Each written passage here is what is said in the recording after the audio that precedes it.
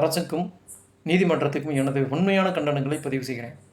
அதாவது ஒரு பெண் பாலியல் வன்கொடுமை செய்யப்பட்டு கொலை செய்யப்படுகின்றாள். இது ஒரு 80 வருஷமாக நடந்துகிட்ருக்கு. இந்த 80 வருஷமாக கிட்டத்தட்ட ஒரு 19 அரசாங்கம் வந்துட்டு போயிடுச்சு.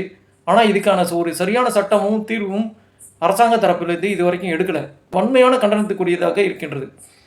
இவன் ஏற்கனவே ஒரு பாலியல் குற்றவாளி தான். ஏற்கனவே 60 வயது மூதாட்டி பாலியல் வன்கொடுமை செஞ்சு இதே 2020 கொலை பண்ணியிருக்கான். அப்படி இருக்கும்போது அந்த கேஸ் உச்சநீதிமன்றத்தில் போய் இவன் பெயிலில் ஜாமீனில் வந்திருக்கான். நான் என்ன கேட்குறேன்னா, அந்த வழக்கில் ஜாமீன் கொடுத்தாங்கள அந்த மாஜிஸ்ட்ரேட்டை, அது சம்மந்தமான அட்வொகேட்டு, அது சம்மந்தமான போலீஸ் எஸ்பி, இவங்க 3 பேரையும் ஏன் ஒரு கிரிமினல் A1 குற்றவாளியாக சேர்த்தக்கூடாது அப்படிங்கிறது தான் என்னுடைய முதல் கேள்வி. ரெண்டாவது விஷயம் என்னென்னா, இந்த மாதிரி குற்றவாளிகளுக்கு ஜாமீன் தர்றவர்களை நேரடி குற்றவாளிகளாக ஏன் சேர்க்கக்கூடாது? ஏன்னா அவன் ஜாமீனில் வெளியே திரும்ப அதே குற்றத்தில் தான் ஈடுபட்டு இருக்கிறான். இதுக்கான முதல் மூல பிரச்சனைக்கு அந்த 3 பேர் தான் காரணம். எனவே அவர்களை உடனடியாக டிஸ்மிஸ் செய்யணும் அப்படிங்கிறது என்னுடைய வாதம். அவர்களுக்கான சரியான தண்டனை கொடுத்தால் இந்த மாதிரி பிரச்சனைகள் கண்டிப்பாக வெளியே வர்றதுக்கு வாய்ப்பே இல்லை. மூணாவது விஷயம் என்னென்னா, இன்றைக்கி மக்கள் திடீர்னு போராடுறாங்க.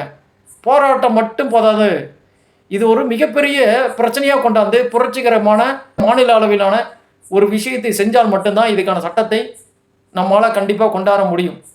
அரசாங்கம் இதற்கு சரியான தீர்வு தர தயாராக இல்லை. ஏன்னா அவங்களுக்கு இது பொழப்பு. நீதிமன்றத்தில் இருக்கிற எல்லா வழக்கும் ஒருத்தருக்கு இல்லை 4 பேருக்கு பொழப்பு. ஒருத்தருக்கு மட்டும்தான் வாழ்வா சால்வா அப்படிங்கிற போராட்டம், வாழ்வாதார போராட்டம். இந்த பிரச்சனை இன்றைக்கி இன்னும் ஒரு 4-5 நாளில் முடிஞ்சிடும். இந்தியாவில் ஒவ்வொரு அரை மணி நேரத்துக்கும் 8 பெண்கள் பாலியல் படுகொலை செய்யப்பட்டு கொலை செய்யப்படுகின்றார்கள். இது வெளியே வந்திருக்கு, அவ்வளோதான் சொல்ல முடியும். எனவே விளாத்திக்குளம் பிரச்சனை இது இன்னும் தொடரும். ஏன்னா அரசாங்கம் அதற்கான சட்ட முன்வடிவு, சரியான சட்டங்கள் இது வரைக்கும் எதுவும் இல்லை அப்படிங்கிறது தான் என்னுடைய வேதனையான கருத்து. குற்றவாளி தர்ம முனீஸ்வரனை எந்த விதத்துலையும் நம்ம தப்பிக்க விடக்கூடாது. அரசாங்கம் சரியான தீர்வாக இதுக்கு அவனுக்கு தகுந்த தண்டனை தர வேண்டும். எக்காரணத்து கொண்டு அவனுக்கு ஜாமீன் கொடுக்கக்கூடாது அப்படிங்கிறத இதன் மூலம் தெரிவித்துக் கொள்கிறேன். மக்களுக்காக அரசாங்கம் செயல்படவில்லை அப்படிங்கிறத இதன் மூலம் காட்டுகின்றது.